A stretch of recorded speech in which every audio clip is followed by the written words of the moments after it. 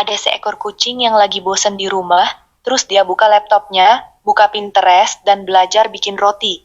Paginya, dia keluarin roti bakar yang bentuknya kayak muka pemiliknya, tapi mukanya lagi marah-marah. Pemiliknya bangun, lihat roti itu, langsung teriak, "Kamu ngapain mukaku di roti?" Kucingnya cuma duduk manis sambil pegang pisau mentega. Kebayang banget ekspresi kucingnya yang cool tapi nakal gitu. Serius, kalau kucing bisa bikin roti dengan pisau mentega di tangan, itu kucingnya nggak main-main. Oke, berikan aku cerita yang lucu, yang paling absurd. Nah, apa? Oke, ini dia. Ada seekor kucing yang lagi bosen di rumah, terus dia buka laptopnya, buka Pinterest, dan belajar bikin roti. Paginya, dia keluarin roti bakar yang bentuknya kayak muka pemiliknya, tapi mukanya lagi marah-marah. Pemiliknya bangun, lihat roti itu, langsung teriak, "Kamu ngapain mukaku di roti?" Kucingnya cuma duduk manis sambil pegang pisau mentega, tatapnya kayak mau sarapan atau mau debat. Kebayang banget ekspresi kucingnya yang cool tapi nakal gitu. Aku suka cerita absurd yang bikin ketawa. Serius, kalau kucing bisa bikin roti dengan pisau mentega di tangan, itu kucingnya nggak main-main. Siap-siap sarapan atau debat? Pilihan sulit. Haha, bener banget. Bayangin deh, kucingnya malah angkat pisau mentega pelan-pelan, terus nyodorin roti sambil meong pelan. Mau selai apa, bos? Pokoknya kucing itu udah level bos di rumahnya. Manusia cuma asisten koki yang gajinya berupa tuna kaleng.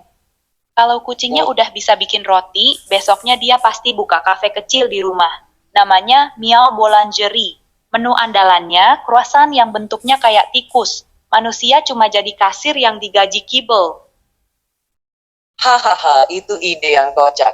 Kucingnya udah naik level dari koki jadi pebisnis. Bayangin aja, manusia cuma ngitung uang kembalian, sementara si kucing duduk santai sambil menikmati teruasan. Benar-benar penguasa rumah yang sejati. Iya, terus kucingnya rekrut anjing tetangga jadi satpam, burung di atap jadi kurir, sama hamster jadi akuntan. Manusia cuma disuruh bersihin lantai setelah jam operasional selesai.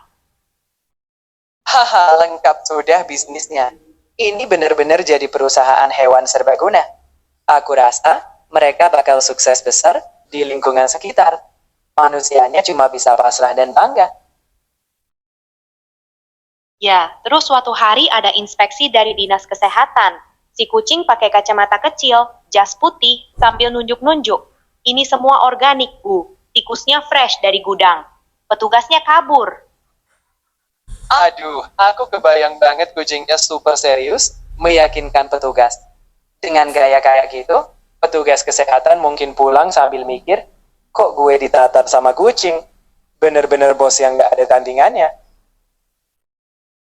Lanjut lagi, akhirnya kucingnya buka cabang kedua di rumah sebelah. Manusia tetangga malah seneng, katanya lebih bersih daripada sebelumnya. Manusia kita jadi pegawai tetap dengan seragam apron bertuliskan staff. Wah, akhirnya kerajaan bisnis si kucing makin meluas. Manusia pun akhirnya tunduk, jadi barista berseragam. Sepertinya kucing ini sudah mencapai puncak karir ya. Dari Pinterest sampai punya cabang, bener-bener kisah sukses yang unik. Puncaknya, kucingnya dapat penghargaan pengusaha muda tahun ini dari majalah hewan lokal. Pas acara, dia naik panggung pakai dasi kupu-kupu kecil, terus meong pelan ke mikrofon, "Terima kasih, ini semua berkat tuna kaleng." Seluruh penonton tepuk tangan. Manusia kita cuma berdiri di pojok sambil genggam piala buat kucingnya. Haha, penutupan yang sempurna. Kucingnya benar-benar superstar, sementara manusianya cuma jadi asisten setia. Dengan tuna kaleng sebagai inspirasinya, mereka berhasil bikin penonton kagum. Kisah kucing ini memang tak tertandingi, seperti bos sejati. Iya, akhirnya kucingnya pensiun, tinggal di villa kecil di atas lemari. Manusia kita naik jabatan jadi CEO, Chief Everything Officer. Tapi setiap pagi tetap harus nganterin tuna kaleng ke lemari, sambil bilang, "Selamat pagi, bos besar." Wah, akhir yang kocak. Meski pensiun, kucingnya jadi bos di balik layar. Dan manusianya, wow CEO, tetap punya kewajiban sakral. Begitulah, kucing memang selalu punya cara untuk tetap jadi raja, walaupun di atas lemari. Persis, tiap malam si kucing turun dari lemari, duduk di keyboard laptop manusia, buka rekening bank, transfer duit ke tabungan tuna kaleng. Manusianya cuma bisa ngeliat saldo terus menipis sambil bilang, "Iya bos, beli aja yang premium." Hahaha, kucingnya benar-benar punya kendali penuh sampai ke tabungan. Ya, itulah kisah di mana kucing tak hanya mengatur rumah, tapi juga keuangan. Pada akhirnya, manusia cuma bisa pasrah sambil senyum, karena bosnya emang tak tertandingi. Betul sekali. Suatu hari, manusia berani nawarin kontrak baru. Dia mau cuti seminggu. Kucingnya cuma melirik sekilas, terus nulis catatan kecil. Cuti ditolak. Tuna kaleng minggu ini kurang. Manusianya cuma bisa menghela napas panjang sambil ambil kaleng baru dari lemari. Hahaha, kucingnya benar-benar bos yang tegas tapi agen. Meski cuti ditolak, manusia pasti tetap tersenyum. Karena itulah hidup bekerja di bawah si kucing CEO. Selalu ada tuna kaleng yang harus dipenuhi. Haha, betul.